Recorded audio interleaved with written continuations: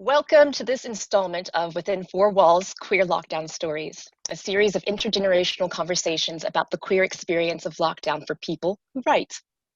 This series is a collaborative effort between New Writing South, the Center for the Study of Sexual Dissidence at the University of Sussex, and English Literature and Creative Writing at the University of Brighton.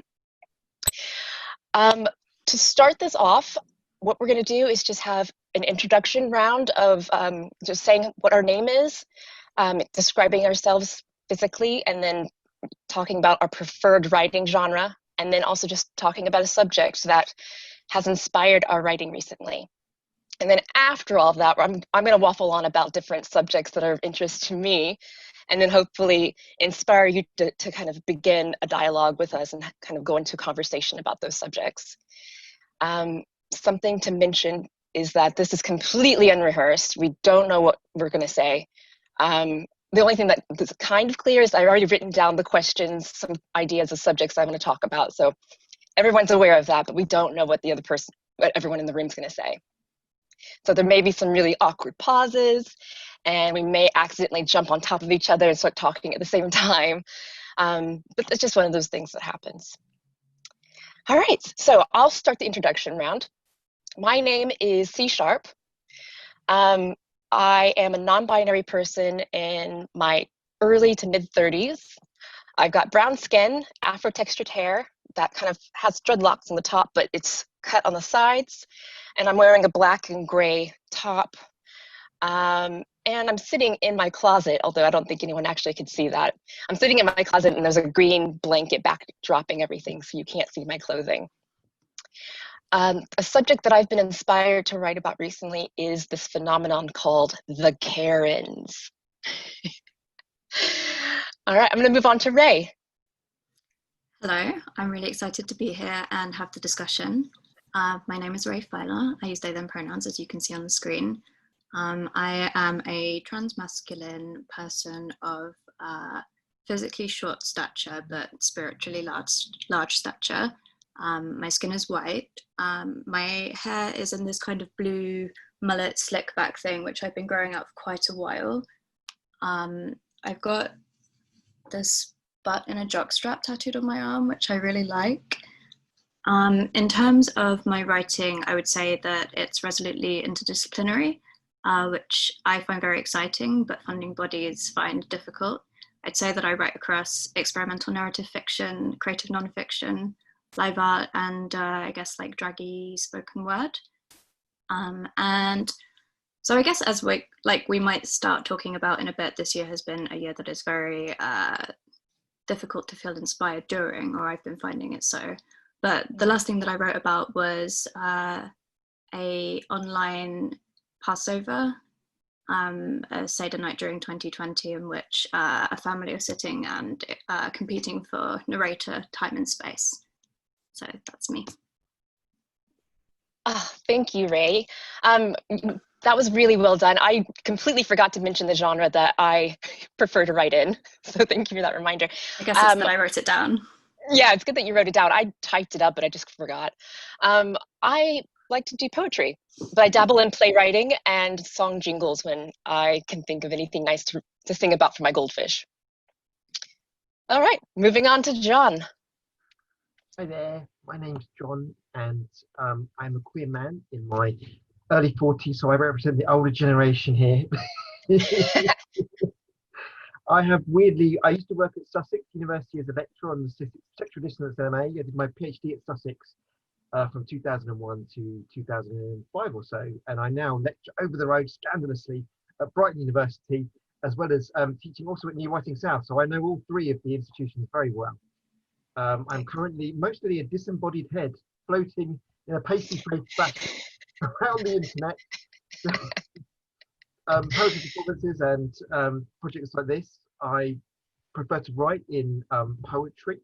My day job is a creative writing lecturer, and I mostly have written collections of poems, and like C, and indeed Ray, I am a spoken word performer too. The subject that I've most been inspired to write about of late has been anxiety. So weirdly, I have been able to write this year, but I think only because I began last year writing a book about anxiety and panic and social forms of anxiety and panic. And so, yeah, it kind of fitted into what I'd already been working on a book about. So I'm working on a manuscript around that theme. Thank you, John. And Roxana? Hi, well, I'm Roxana Xamán. I'm from Mexico, and well, my body right now is like I have a big belly. Part 1 month of belly is from beers, and others from a lot of food and not doing any exercise. Lockdown belly. Yeah, and I have long hair now because I haven't gone to cut my hair out. So I do go out, but I haven't gone to the hairdresser. Well, when I write, sometimes I write as a feminine, like as a girl, as a her, but sometimes I write as a he, and so right now I'm thinking I'm writing more in a her person. Well, the subjects that I have been written lately, it's been some poetry. I moved recently to, well, I'm living in a new house, and so I'm far away from the sea, and I'm writing about urban things or urban. My problem with urban, like with the city and the cars and all that, and also testimonies. I wrote a testimony about a woman working in the medical sector. So. That's it. Yeah. That sounds really interesting, especially considering the times that we're in right now. Yes. Yeah. And tough and well. All right, well, as promised, I'm going to waffle on a little bit about some things that I find really interesting and exciting at the moment. I wanted to I've kind of labeled this section quarantine and closets, because I want to try to make parallels between the two different things, even though it doesn't seem like they really should be relatable. Although I am literally in my closet right now just to demonstrate that it can be relatable. So for me, one of the most exciting things about poetry is that you get to draw parallels to things that just are seemingly have nothing in common. So like, for example, I've written a poem in my most recent collection that has to do with the parallels between eating disorders and reading disorders. So those are two different things, but I liked to kind of fade that into each other. In another poem, I drew parallels between the Exodus in the Bible and this mass movement of Black people who were formerly slaves moving up the Mississippi River into Kansas from the southern states. And so I found parallels between the Bible story and something that actually happened in my history. And when I say my history, it's because I grew up in Kansas, and that's exactly where those people migrated to. So I find like that sort of history is very relevant to me. So with those connections that you can have from different subject matter, I wanted to know if you were able to draw any parallels between the global pandemic, where entire countries have gone into lockdown and quarantine, versus the LGBTQ closet, where millions of people have found themselves hiding their true identities of sexuality or gender, or both.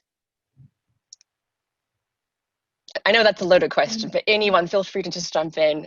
Do you see any similarities or differences between the two? Anything that comes to mind?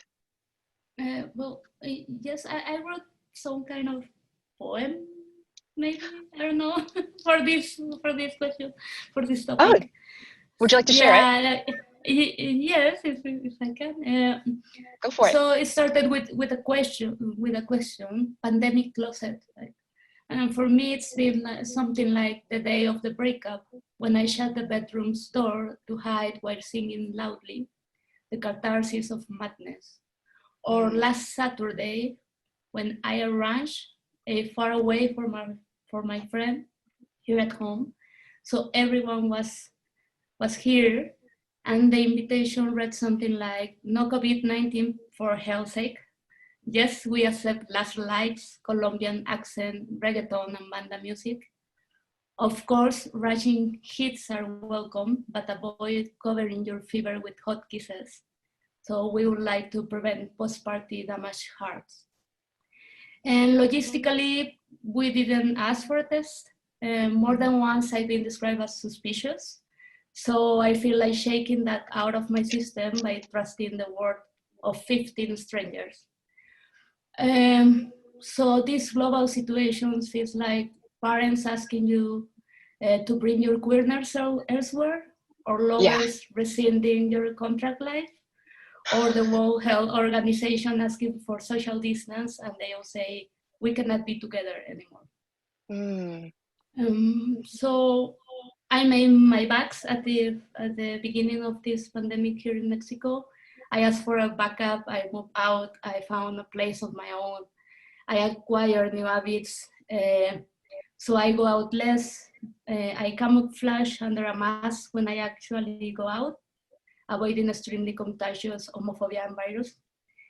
I enjoy more inside private home parties, and I stop restricting the entrance to my house.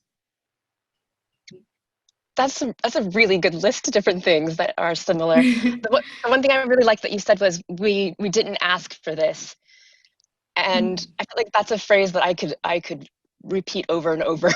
I didn't ask for this. I didn't ask for this. There's so much to write about when it comes to that. What about you, Ray? Did you come up with any? Yeah, I did. I didn't write a poem about this question, but I have some thoughts. So my immediate response to this question was to feel very suspicious. And I was like, I'm suspicious of this way of looking at things. I'm suspicious of talking about the closet as a mode. I'm suspicious of me talking about the global. And then I sat with it for a bit.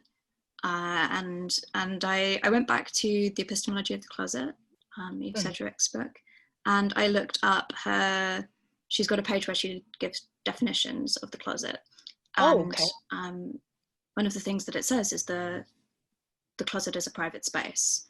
And that got me thinking about the private space of the bedroom that you sit in this year, if you're lucky enough to have a bedroom of your own, this year, next year, for however long it takes.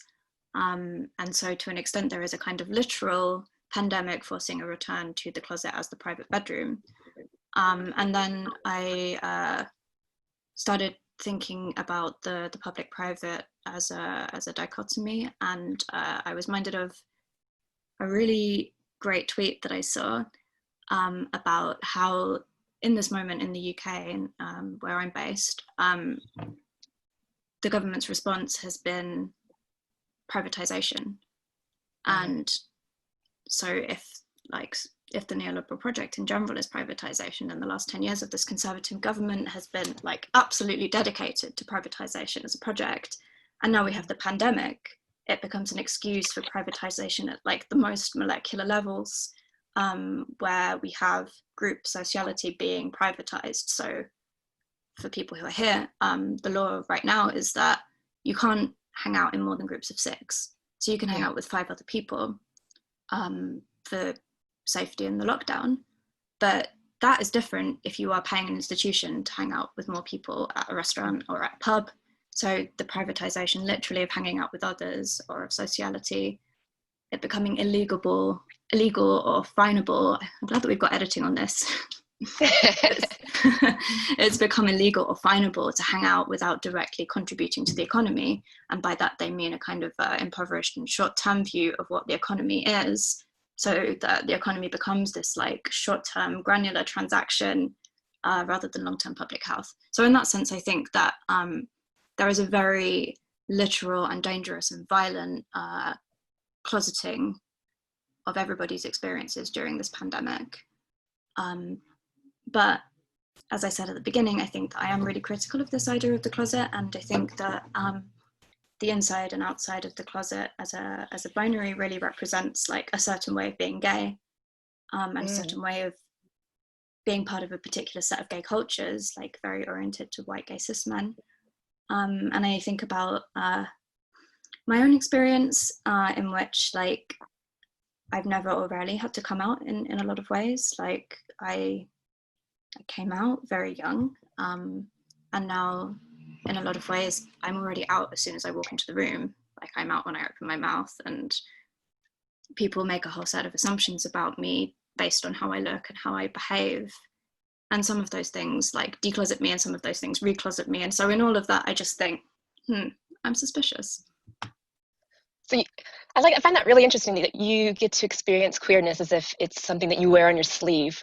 Yeah. As if it's a race in lots of ways. Yeah. That's one of the first things people notice about you. Yeah, I'm glad you're suspicious about that question, though. I think it's a really great question as well. Thank you. No, I was suspicious actually about thinking it, and I felt like, well, if it makes me feel uncomfortable to think it, maybe it's something that should be asked. I didn't want to minimize the experience of people that have experienced coronavirus, either themselves or their family or their friends, and I didn't want to diminish the strength and severity of what it's like to be in the closet. They're two very different things, but very different, but they relate to the queer experience in so many different ways right now. John, did you have any ideas, thoughts about this? I don't think I've come up with such a comprehensive answer as the other two speakers. I think I was just initially thinking about how I suppose the notion of the closet is historically contingent, as Ray said. It's changed. There is no kind of one size fits all model for queer people. And I suppose the pandemic in the closet experienced differently by different people, and for some they generate, or perhaps most even, they generate restrictions and dangers and mental health difficulties, and it's all intersectional. So I didn't grow up in Brighton. I grew up somewhere called Watford, just north of London, and I come from a very working class background, and so I was in the closet definitely at school, and I guess partly because of my age, coming from a different generation. There's just no way I could come out living in Watford. Like, I didn't come out until I moved away from home, and just because it was, I come from quite a violent area, and so it wasn't really possible to kind of live my queer identity where I grew up. I think I suppose I find it interesting that the lockdown has been a catalyst for social changes, many of them negative, some of them I guess presenting new forms of engagement and perhaps enabling for people who perhaps wouldn't been able to participate in, for example, poetry events, which have become more inclusive in some ways of people with a disability, for instance, who might not always be able to access a conventional poetry venue. And also, I suppose I've seen lots of interesting creativity in terms of the kinds of events that people run and people's responses to lockdown. At a literal level, it's prevented trans pride and the other less interesting, less political pride, and it's prevented people seeing I go to trans pride pretty much every year, and it's prevented people from interacting communally and obviously sexually, I suppose. I mean, personally, I am probably in some ways more queer when I'm kind of online, and I suppose a lot of queer people, I've built up a queer identity partly through books and through online engagement and through ways which aren't entirely about being in the same room with other people. So in some ways, I suppose there's been the possibility of queer expression for me still during lockdown, and I suppose I'm a bit of a Pollyanna. I like to try to find out the positives and think about like the new forms of engagement that have been possible. Okay. Well, has anyone no, thank you for that, John. Does anyone else kind of feel, because this is my experience for myself, I can only speak for myself, but does anyone else feel like the lockdown has kind of pushed the queer community back into the closet? And what I mean is, like, although we're spending most of our lives watching Netflix and watching all these great series and films that have queer representation, which is an excellent thing, we don't really get to experience queerness in person very often. At least I don't. Or I don't get to visit my friends. I don't get to see just a happy gay couple walking down the street. I don't see that anymore because I'm always indoors. What do you think? Do you feel like the lockdown has pushed the queer community back into the closet, a metaphorical closet? I think in terms of like the closing of queer venues, absolutely. Like if the closing of queer venues, yeah. Queer spaces are not given funding to survive, having to close in this time as they're not being given, then as we're seeing, these places are going to close. And I think of that. I guess I don't think that is putting the queer community back in the closet, but I do think that it is like it's depriving queer life of its spaces and its vitality. But Very I well like said. What John was just saying about, like, it's really nice to talk to optimists. And I liked what you were saying about the ingenuity of the online events, and that is also true.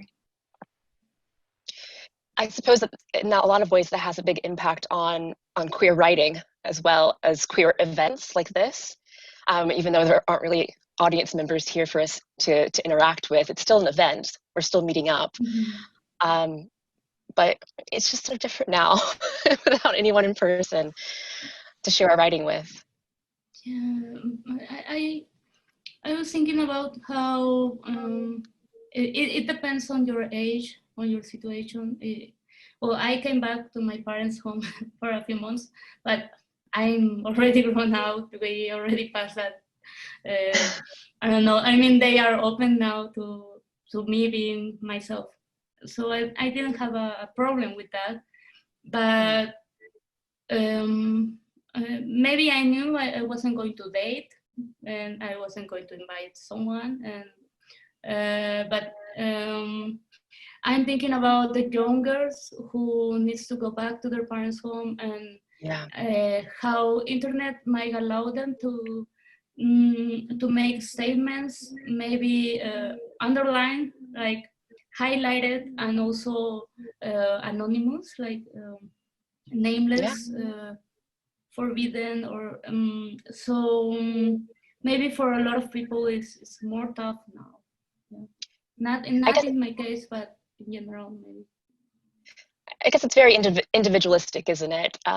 Some people find a lot more security in being able, not security maybe, but they find a lot more accessibility in being able to do everything digitally.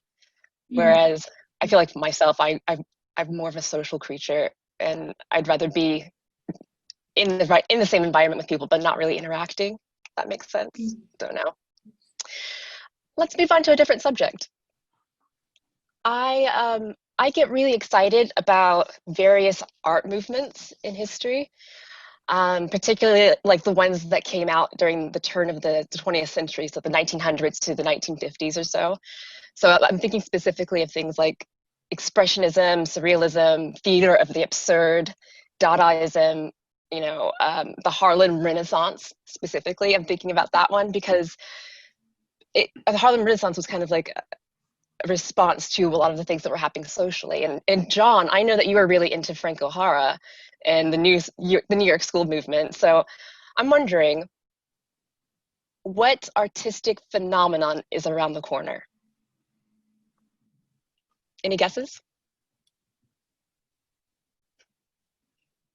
I mean, one thing I would say is I'm really excited about the new generation of queer, trans, and non-binary writers challenging older conceptions of gender and sexuality. And I think the thing is that literary culture in the UK has been dominated by transphobic voices for so long, and like The Guardian is supposed to be our kind of publication on the left and is relentlessly transphobic, the columnists, all of them speaking just interchangeable on this messaging. They hardly ever have anything any kind of alternative voice. And so I work with I lecture at Brighton University, and I teach a lot of young queer people. I teach a lot of like young trans and non-binary writers, and that's what I'm most excited about at the moment, I suppose, in terms of queer writing, in terms of what's on the horizon, is how new 21st century experiences and challenges to orthodoxy will, I think, inevitably lead to blossoming of new forms, new new ways of writing, new approaches to fiction, poetry, drama, and perhaps entirely new genres. So I suppose that's quite a broad way of saying it, but that's what I'm enjoying at the moment. I judged a LGBT book prize, what was it, last year? Yes, and I really enjoyed just reading all the books that were so different to anything that I'd read before. Like when you really dive in, and that's what I'm excited about. Oh, John. I'm actually really envious of you because you have a real into that kind of world where you get to see all these emerging writers come up with brilliant, new, flourishing things that haven't been created before.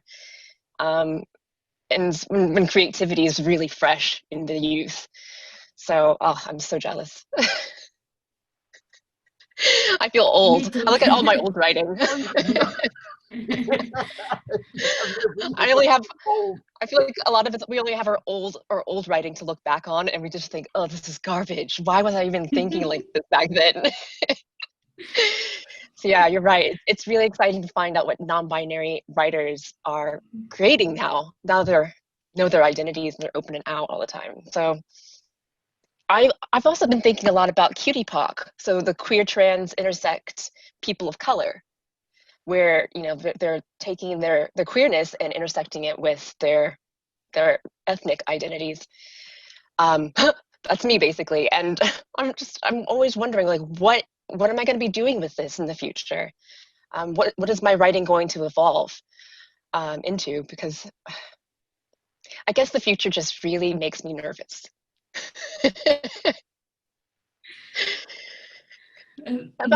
Good, nervous, like in a good way, or? Nervous as in, like, excited about what I could potentially do that I haven't tried before, but also nervous in the sense that I think I have a lot of fear about backlash.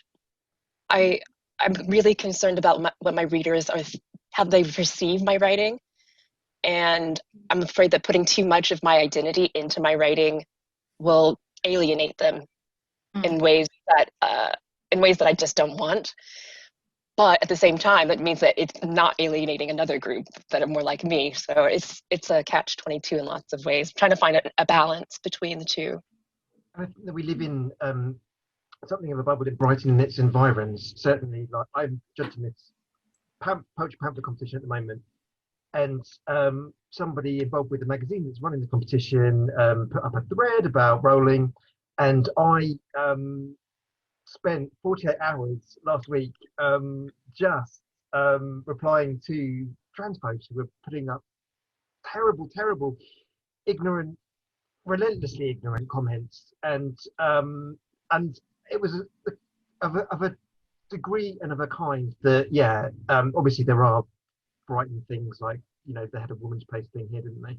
But outside of our kind of special local bubble, there are horrendous things, and that I don't normally think about until I'm suddenly confronted with a load of people, and I'm in the minority suddenly, and whereas I feel much safer in Brighton and Hove being queer and talking about all these things and not really worrying about I don't really worry about backlash here locally. It's only when I go outside these environs that I start thinking about, is somebody going to really hate me for I think on the topic of like an identity seen as like on the one hand exciting and radical and full of potentiality, and then on the other hand seen as like dangerous and worthy of violent backlash. I think I also live in a bubble.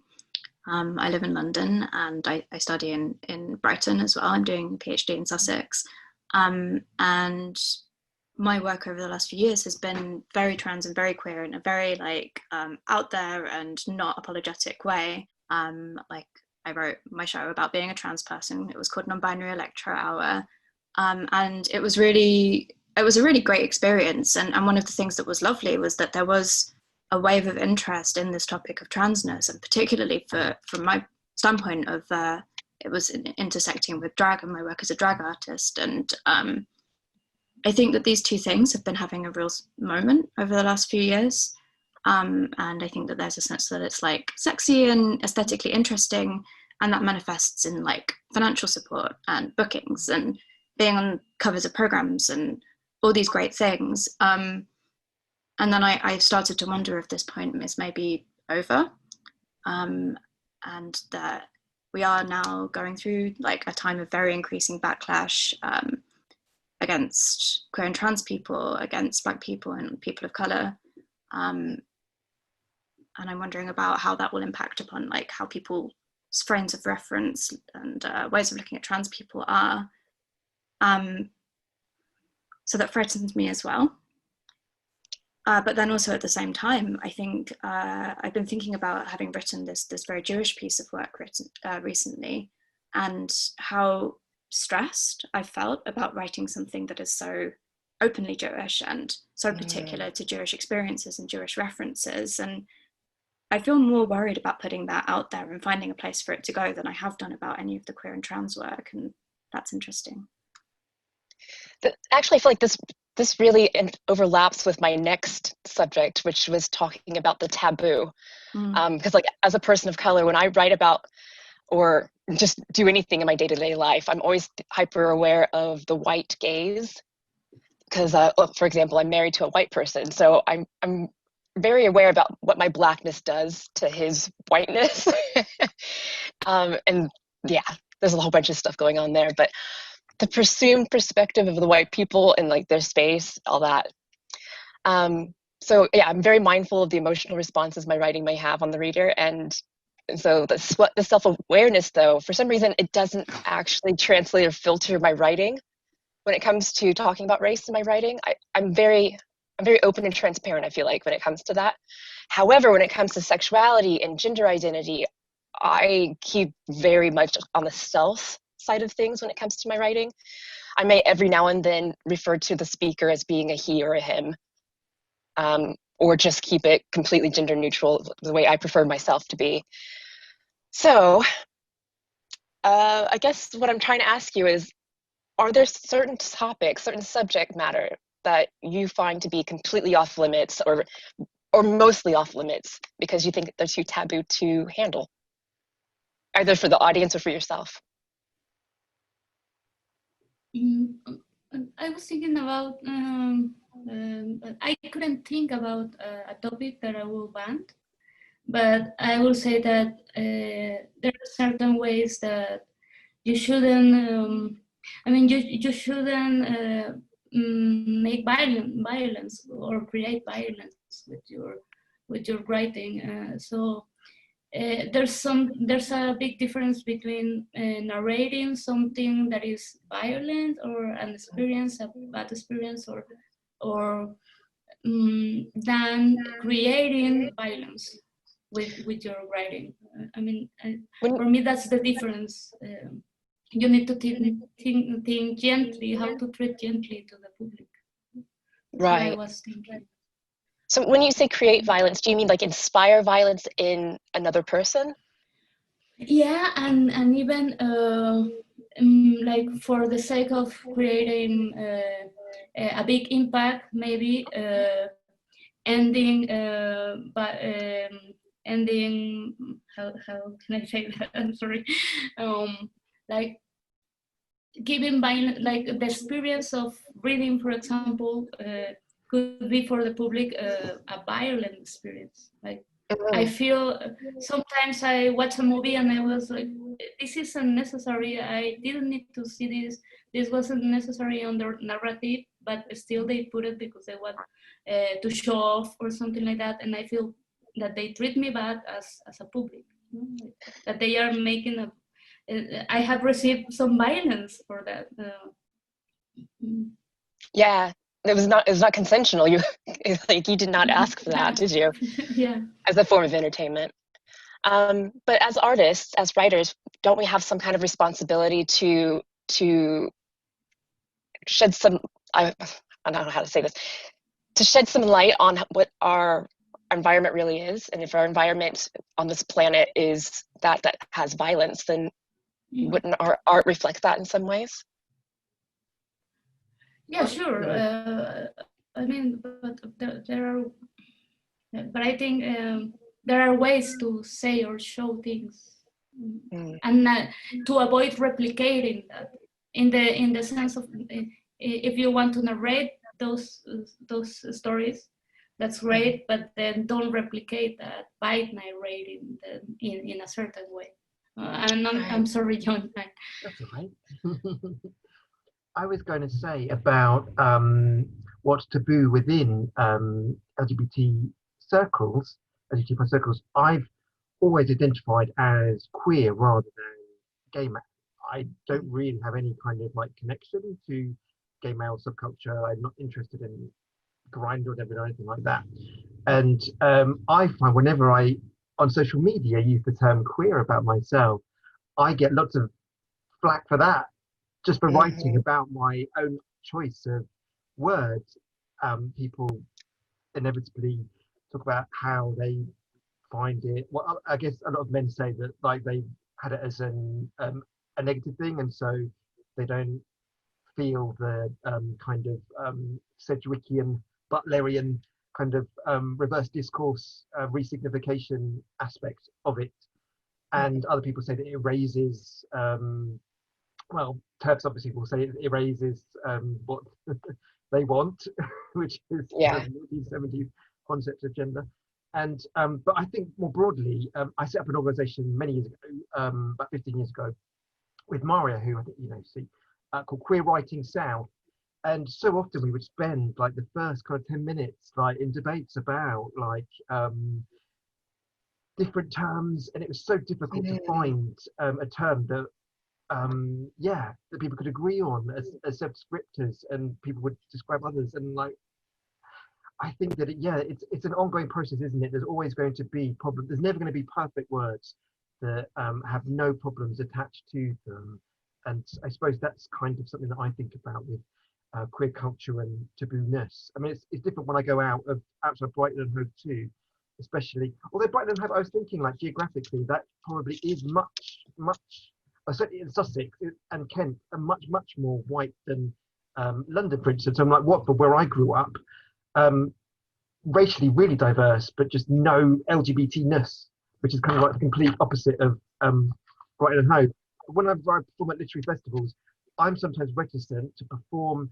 I've got in the most recent book some quite graphic sexual bits. There's one poem that ends with some rimming, and I went to this thing called Lesley Poetry Festival, and everybody at the poetry festival was kind of mostly in their 50s, 60s, 70s, kind of like older people who were all cis-het as far as I was aware. I mean, I didn't interview all of them and ask them, but yeah, I remember performing. They were just kind of gasped at the end when this rimming came out of nowhere, and I just felt really kind of red. I felt myself blush, like, oh my God, I was not thinking about context because I just performed that without thinking in Brighton and Hove. Yeah. Why would I not? And things like ketamine or whatever, all kinds of like queer social practices that are totally normal within Brighton. Well, not totally normal, but like fairly common in Brighton and Hove, but which seem really radical and kind of like out there when I meander elsewhere in the UK. Oh, you liberals. One of the things I took from what you were saying just now, John, was that the word queer itself has had its own history. Just like language itself, it's very fluid. So like queerness, maybe that terminology is going to be different later, like whatever is politically correct or more appropriate for us to self-identify with, it might change. But it's going to change along with language itself, and language is constantly evolving. It's never staying still. So yeah, there's a connection between queerness and literature. And people who harp on about sex and gayness and lesbianness just ignore the fact that, you know, the concepts of sex are historically contingent in themselves, like not just gay identity, but homosexuality as a concept. It's historically contingent. You go back earlier, you know, it's a 19th century sexologist's invention. In earlier historical periods, you don't have homosexual identity. You have other categories. You have friendship. I did my PhD at Sussex on Renaissance sexualities and categories like the sodomy versus friendship. And so, yeah, as you say, Steve, it's always changing. There's never going to be, the word queer may become unacceptable in itself in time. Who's to say? And that's okay. We might all get bored of it. It's possible. I mean, language itself is queer. Sorry, go ahead. I was going to say, like, on the topic of should topics be banned? I don't know if that's what you were asking, actually. I think that's how I answered it in my notes. But I was going to say there are just things that I'm really bored of. Like, it's not that I think that anything should be banned per se, but yeah, I would like there to be no more work about free speech or cancel culture. And if there is any more work about that, I want it to be like radically different and not from the same incredibly over-platformed and mainstream and everywhere perspective.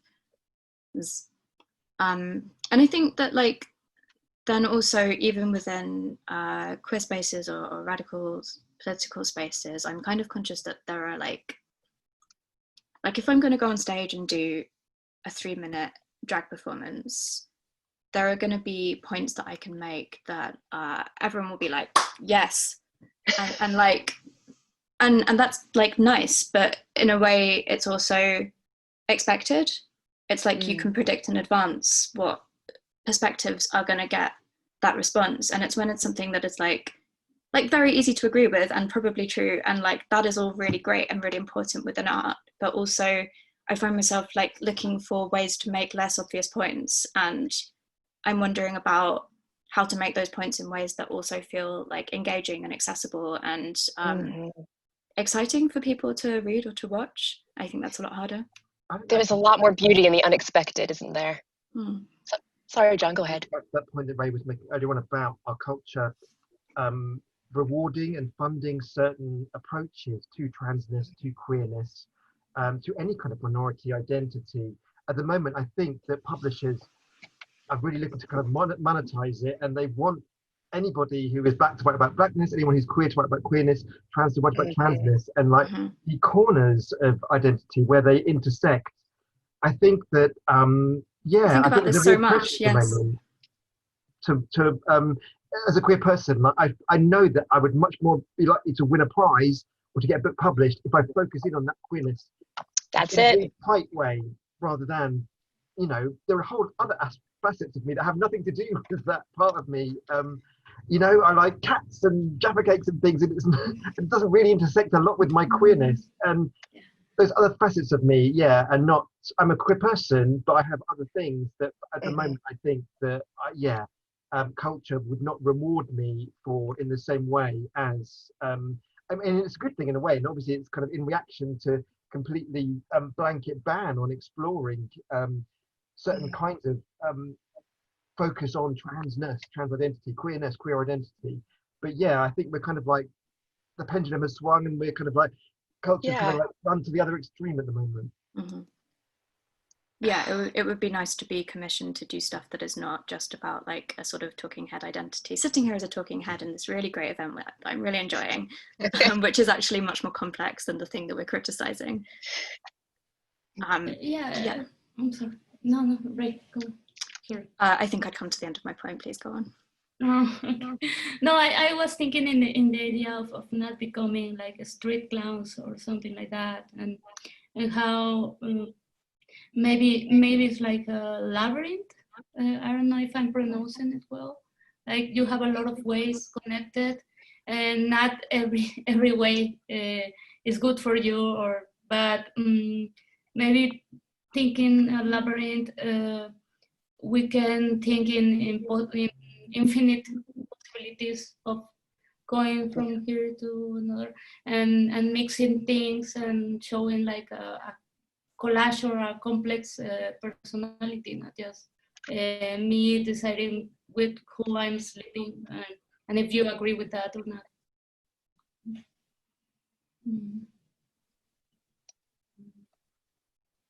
Do you two agree? I was just thinking that the labyrinth has a really beautiful image for it. That's very nice. I think we've talked that one to death. Let's move on to another one. Now that we only have about 9 minutes left before we get kicked out. I want to talk about the lockdown versus our writing as writers. Because my main genre is poetry, I thought it would be a good idea for me just to go back to the fundamentals and look at the definition of poetry. And so the top result that I got when Googling it was, poetry is so important because it helps us understand and appreciate the world around us. Poetry's strength lies in its ability to shed a sideways light on the world so the truth sneaks up on you. And I thought, well, that's a very, very precise way of putting it. And also a very beautiful way of stating it. So my intentions as a poet should be to shed a sideways light on something in order for the truth to sneak up on the reader. Something that has inspired me to shed sideways light in lots of my poetry has been horrific events. So for example, in my most recent book, there's this poem that responds to a New York Times article about the Ebola crisis that happened in 2014. I also write another one about from a terrorist, talking to the terrorist of the Boston Marathon bombings. I've also written a poem about Philando Castile's murder when he was shot and killed by a police officer in a car whilst his daughter was in the back seat. So like these are very horrific, traumatic events that have inspired me to write, to shed that sideways light onto the world and, you know, hopefully spark some truth in the reader. So the last question I want to give you all is here. You all know that this is a pivotal time in our history. And I think it's safe to say that surviving the coronavirus pandemic means that billions of people will now have this incredibly horrific shared experience. And as a writer, do you feel like you have an obligation to write about this historical time right now? Or do you think it's better for you to put it aside, make this story your history, and deal with it then, deal with it in the future? How strict is this 1 hour limit? I don't know. We might just get kicked out. Okay. I don't know. Jump in. Because I wrote like a short thing that is called 10 Things I'm Doing This Pandemic Year instead of writing my PhD/literary masterpiece. Okay. That's going to take at least 3 minutes to read it. So I don't know if there's time. If anything, I think it would be a very good outro. Okay. All right. Number 1, sitting in my room at my desk, dissociation scrolling through pandemic coverage, which I hate and never remember. Number 2, watching the time pass fast and slow as each identical day locks into wildly different seasons, segments, sections of the year, each totally unlike and alike the one before.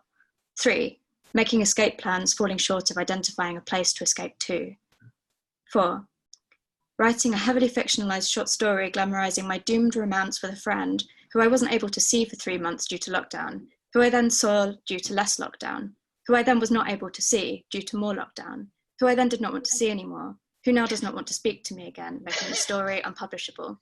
This, to be clear, is not my PhD/literary masterpiece. 5, trying endlessly to write and to stop writing about the pandemic. 6, taking part in running a mutual aid fund for sex workers, sending 1,000 messages saying, "Hi, just verifying this is you. Thanks." Checking a box on a spreadsheet, filling a form on a spreadsheet, putting bank details on a spreadsheet, putting a name on a spreadsheet, putting my name on the spreadsheet. 7, considering the resentment I feel towards people whose 2020 conversations orient around those who aren't sticking to the government's incomprehensible and contradictory rules. Considering the resentment I privately feel towards people who are breaking the incomprehensible and contradictory rules. Considering the multi-directional resentment I feel that has no clear object and no clear outlets. 8, despairing. 9, doing yoga for back pain, doing Pilates for back pain, doing resistance bands for back pain, doing lat exercises with a can of green lentils, going on a walk to the same park every day to check that it's still there. 10, getting dumped by my girlfriend who promised to love me forever, or for as long as we were both happy. This year is so hard to remember. Thank you so much for sharing that. And we still have like 3 minutes left. Oh, great. But that's inspired me to write a very similar poem, so thank you for that. You're welcome. Not to rush you two, but John, Roxana? Yeah, I was just thinking that I still feel I'm trying to understand what has happened. So the last month the last months since February, I have been in 3 cities, 4 different houses, teaching online. I had a long vacation. I started the PhD last month. So it's like, what the hell happened? You know, like my life has been, I'm in shock now. So I think I still need to assimilate things before I start writing about my experience in the pandemic. Yeah, it sounds like you need some space away from the busyness of your life right now. Good grief. All right, John, over to you. I often need time before I can write about something traumatic or particularly painful. I suppose there's a difference between pieces that I write that I find cathartic for myself and helpful for my mental health at the moment, perhaps pieces that I might be shaping for an outside audience for for a book or something. And so yeah, I have written a couple of pieces, although as I say, it's probably just because I've been working on this book on anxiety. So my pandemic pieces are mostly focused on kind of the mental health implications of lockdown more broadly for a whole range of people who've been experiencing anxiety who perhaps haven't experienced it to this degree before. That's really important. Yeah, I feel like everyone's mental health is kind of all over the place. And yeah, it's important to shed some light on that sideways so that we can all kind of have something to relate to besides just being traumatized. All right, I think that concludes it. That concludes our installment of Within Four Walls, a queer lockdown project. I've been your host, C Sharp, and this has been, introduce yourself again, Roxana. And Roxana, this is Roxana. It's been Roxana and Ray Feiler. And Ray and I have been John McCullough, the spoken head. John. Thank you, everyone. Thanks, everyone. Thank you. Thank you. Bye.